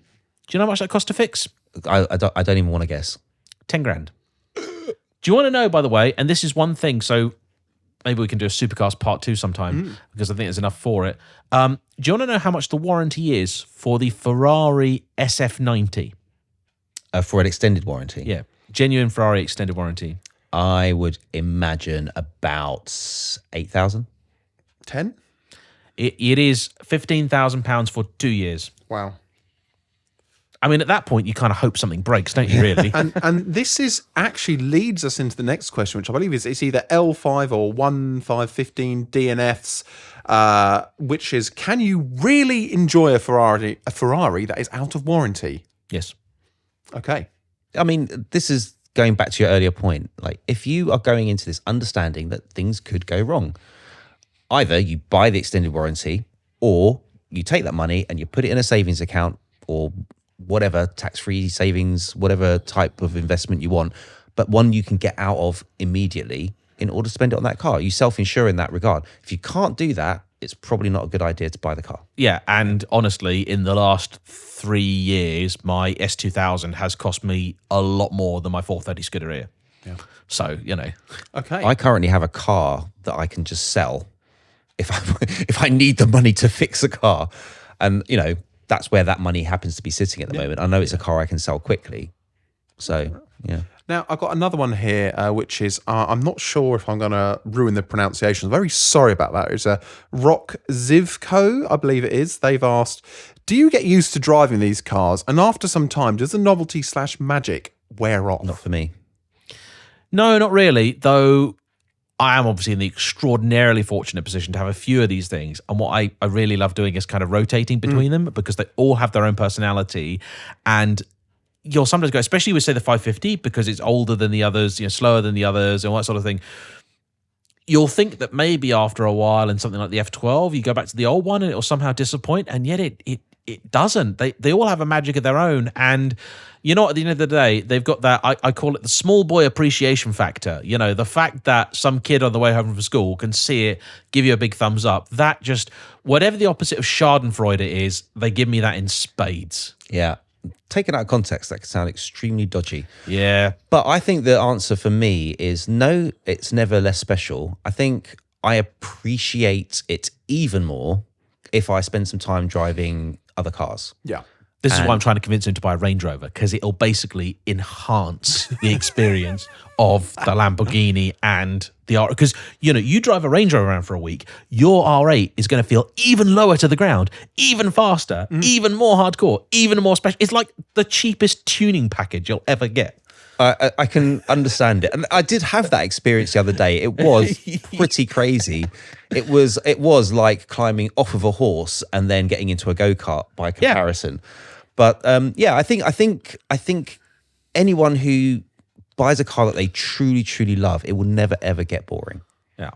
Fair enough. And I think we'll end on one which is a bit of a laugh, and which is Alex Pimblet, I believe it's pronounced, and I'm kind of paraphrasing a bit here to make it inclusive for everyone, which is, how do you justify these purchases to your other half? And I assume by the smiley faces, it also means without being killed.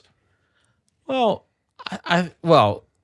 Ant has gotten around that problem by an ingenious method. Yes, it's called being single. Yes. You had the other superpower.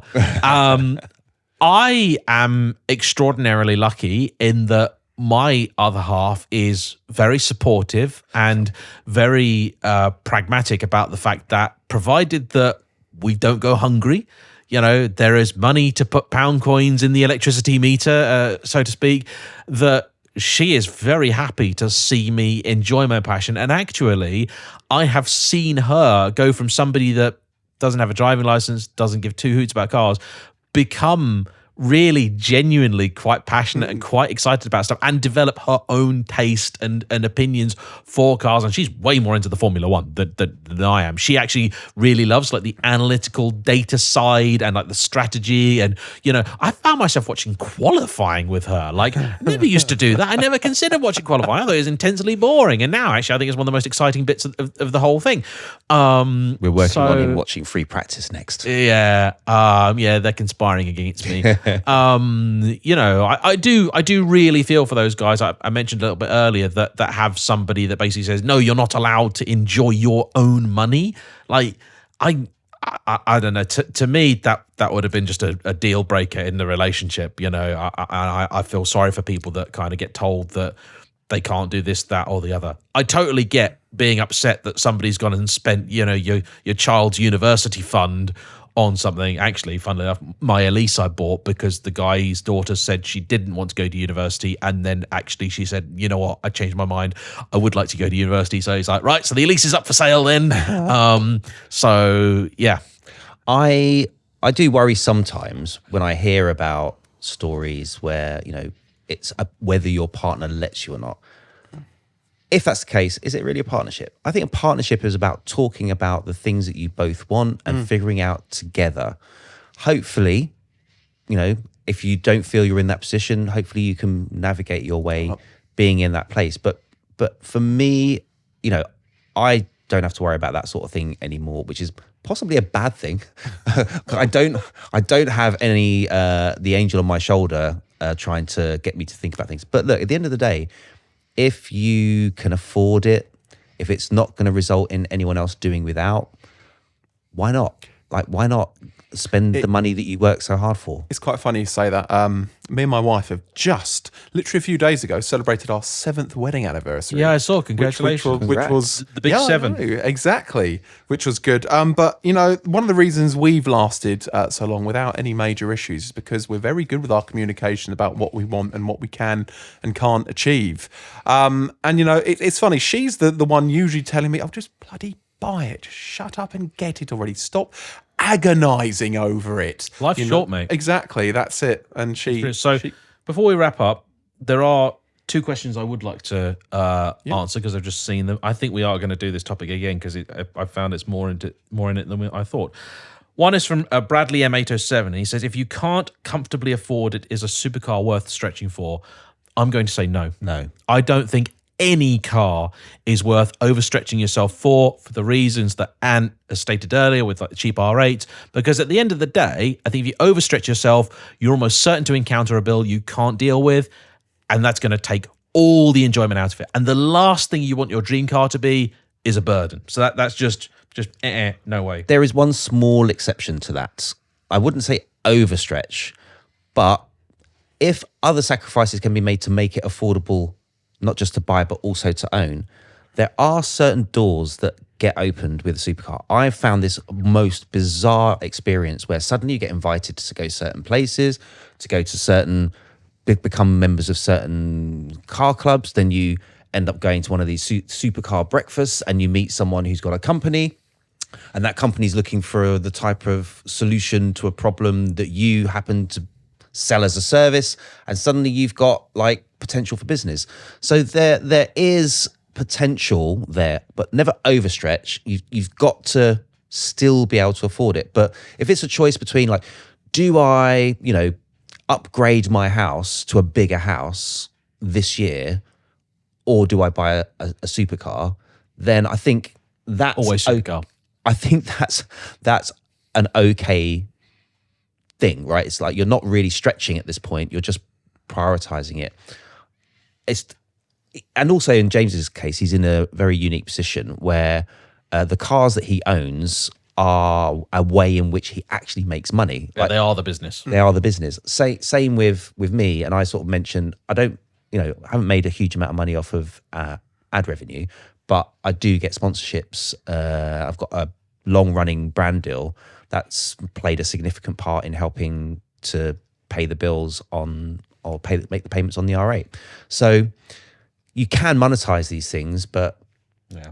So 2 to go. We all wrap up. I know this episode's been a bit longer than normal. Another one from Comrade Elliott. This is an important one. How many jealous or hater comments do you get compared to the appreciators? You know, I've got to say, it's like 100 to 1 positive outweighs the negative. And I also find driving the older cars, people really appreciate. You drive like a 355 or a 360 or something around, I think people view them more now as like a classic car than a supercar. Look, if you drive like an F8 or a 488 or something through the middle of London and you want to rev your engine up, I'll think you're a dick, right? That's just how it is, right? That's just, you're impressing nobody, mate. You're not going faster than anybody. You're not getting anywhere. Like, I really don't care for it. what if people ask for it? What if they go, come on, rev it? Yeah, then sometimes I do, but I actually feel a little bit awkward about that because, like, yeah, they want you to rev it, but there might be other people around. Like, I had a really, really awkward situation once where somebody did that, and there was what I think a really highly autistic child there, and it went really super difficult very, very quickly. So I'm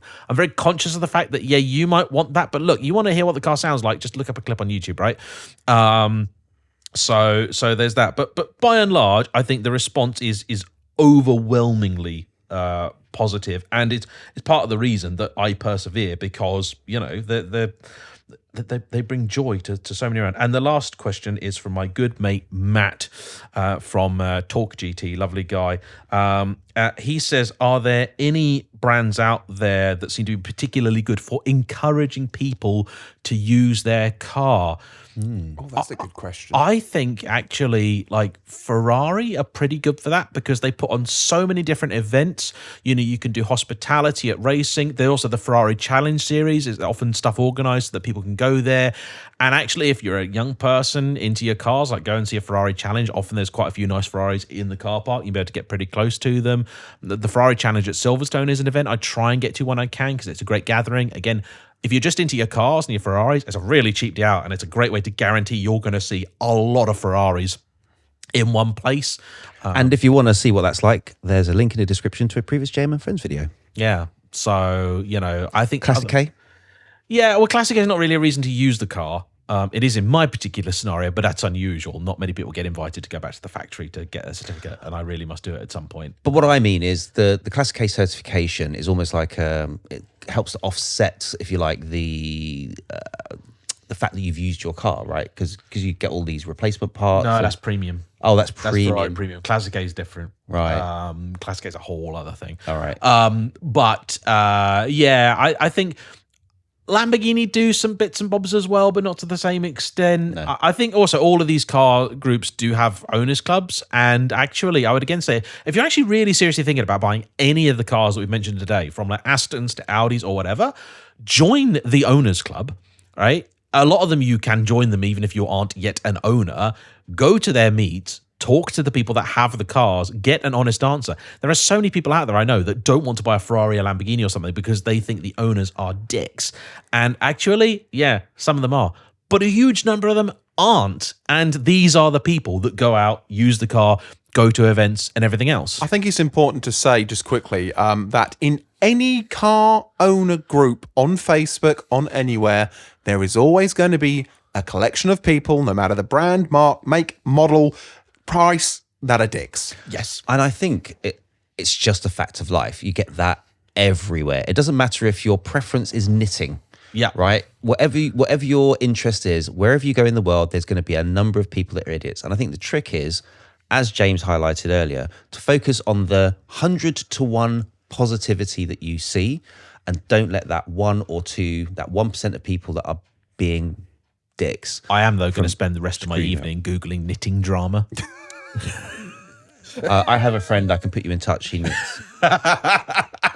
And on that bombshell, I think it's time for us to wrap up. Yep. Thank you, everybody, so much for tuning in to today's episode of the Radiator Arms. Don't forget, you can join us every Monday at 7 o'clock in the morning or at your leisure, but that's when the episodes go out. And we are always first on YouTube, then a week later on Apple, Amazon, and Spotify.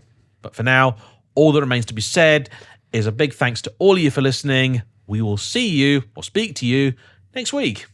Bye-bye. Goodbye. Bye.